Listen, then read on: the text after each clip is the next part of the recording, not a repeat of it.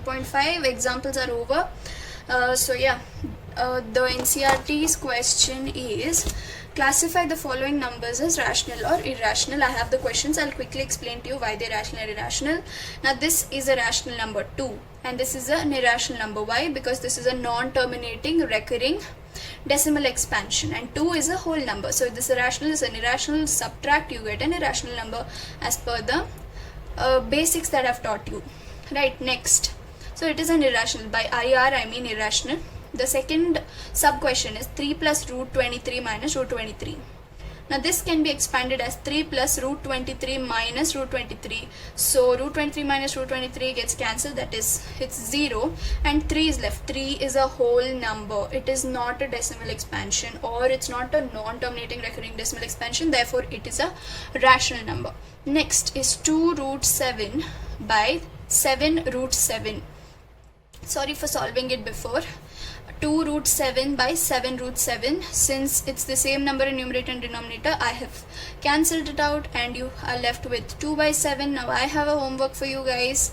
Now check out if this is a rational number or irrational number, how, divide it on your calculator or do the division and find out if it is a terminating or non-terminating. If it is terminating, write it as rational, and if it is non-terminating, write it as irrational.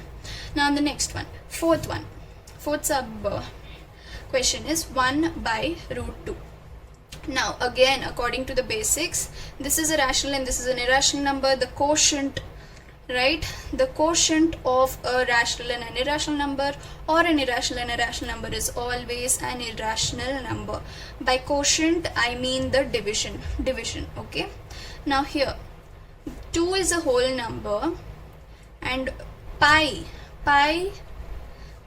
value is 3.1412 and so on. There's a big decimal expansion which never ends.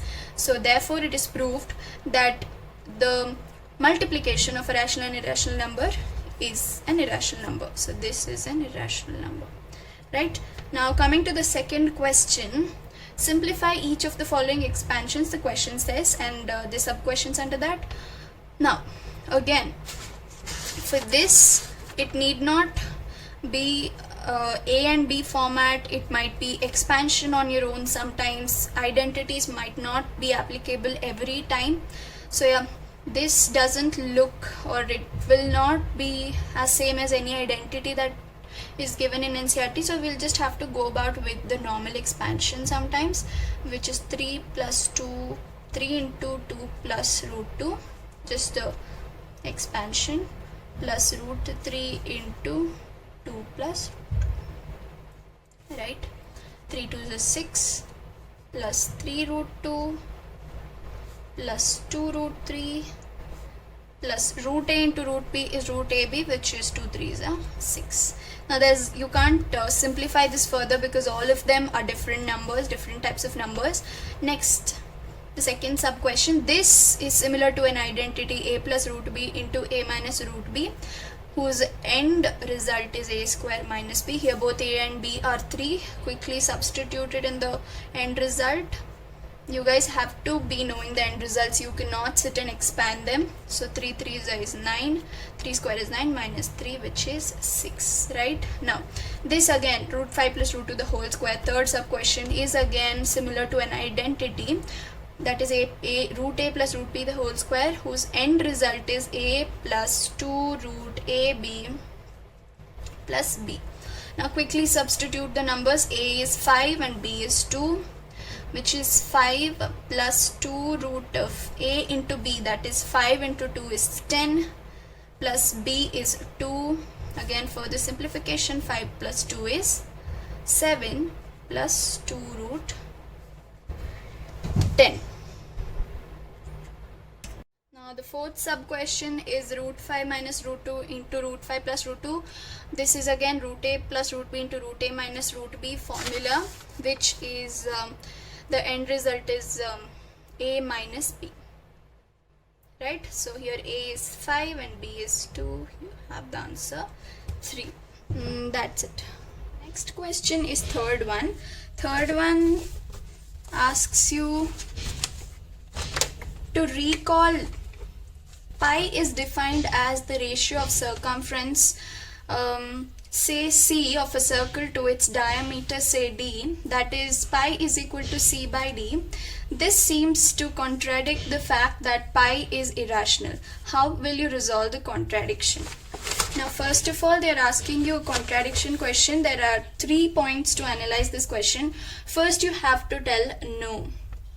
You cannot contradict. I'll tell you why. You cannot contradict because first point is not contradict. Okay, you cannot contradict. Second point is that you can contradict only something which is exact. You can contradict a value which is exact, but pi is 3.14 of some 58 and it goes on like that, right? It is not an approximate value. It's not an exact value, it's an approximate value. You cannot contradict something which is not appropriate or not exact. It should be precise, it should be a whole number, then only you can contradict something. When something is not approximate, you cannot contradict. And the second point they are telling in the question is pi is equal to C by D. Now, if they ask you such type of question in your exams, you will have to follow the way I've taught you. First, you have to tell no contradiction. Second, you have to tell because the value is not approximate, not exact, therefore you cannot contradict. And the third point, since they've asked you about C and D, write it as 22 by 7 because it is. But again, this is not an exact value. It is again a non-terminating recurring decimal expansion, as all of you know. This is not exact, as I told you. That's the reason. That's it. Now let's move on to the fourth question, which is represent root 9.3 on number line. Now that is easy. I'll tell how to do it in steps. Please follow it. All you need is, again, as you guys know, a compass, pencil, sharp one, and a scale. I'll do it step by step. It's pretty simple. Fourth one, have to mark root 9.3 on number line. The first step is you have to draw a line segment of length 9.3, right? This is the line segment 9.3. Okay, mark it. Now the second step is draw a perpendicular line, exactly perpendicular to the end point. Now after this, the third step is make sure it is exactly 90 degree. The third step is take 1 unit more than 9.3 and increase the line segment. That is, increase the line segment by unit. Right now this entire length is 10.3. This was 9.3. Now this is 10.3, right? I hope you guys understood. Now what you have to do is mark a center point of the line segment 10.3 and not 9.3. I'm repeating, not 9.3. Mark the center point for 10.3, half of 10.3, which will be approximately 5.15, which is somewhere over here, right? Mark this. Now what you got to do is join this and complete the right angle triangle. Complete the right angle triangle. Okay, now you've got the right angle triangle like all other marking questions. Now for your convenience, draw a semicircle.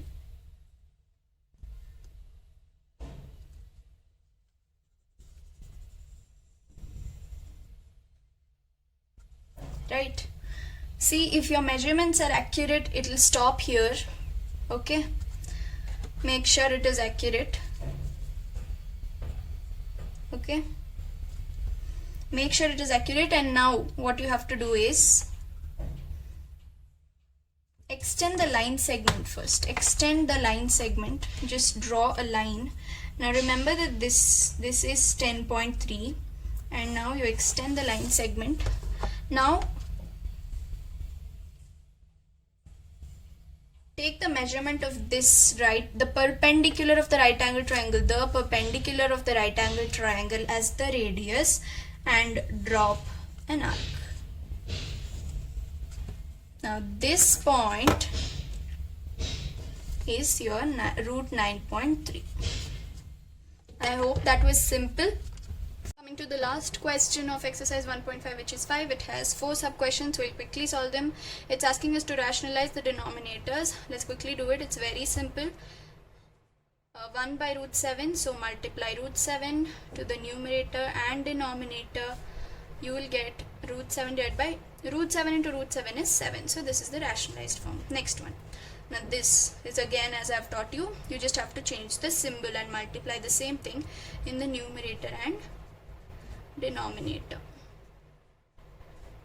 right? So 1 into root 7 plus 6 is root 7 plus root 6, and root a minus root b into root a plus root b is a minus b, right? So 7 minus 6, which is 1. I mean root 7 plus root 6 is the answer, right? Next, 1 by root 5 plus root 2. Now this is again very simple, the same thing as before. Change the symbol, multiply it with the numerator and the denominator.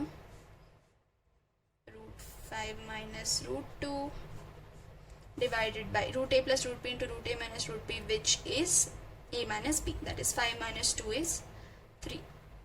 So this is your answer. The last sub question, very simple, same thing. Change the sign, multiply it with the numerator and denominator. 1 into root 7 plus 2 is root 7 plus 2 divided by root a minus root b into root a plus root b is a square minus b. No. See, in the textbook they have given you formula for a plus root b into a minus root b, right?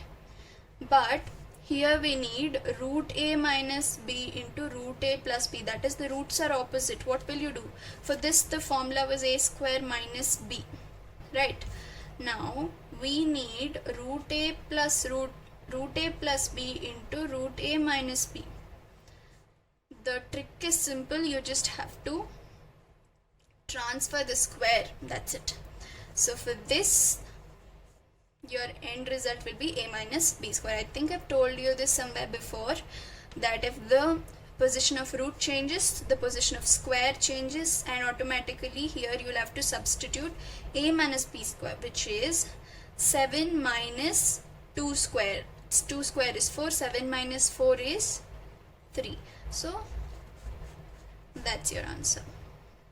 That ends the exercise 1.5. Yeah, that's it. For my previous exercises, check my previous videos, and stay tuned to my channel. I'm coming up with exercise 1.6 as well. Yeah, that's it. Bye.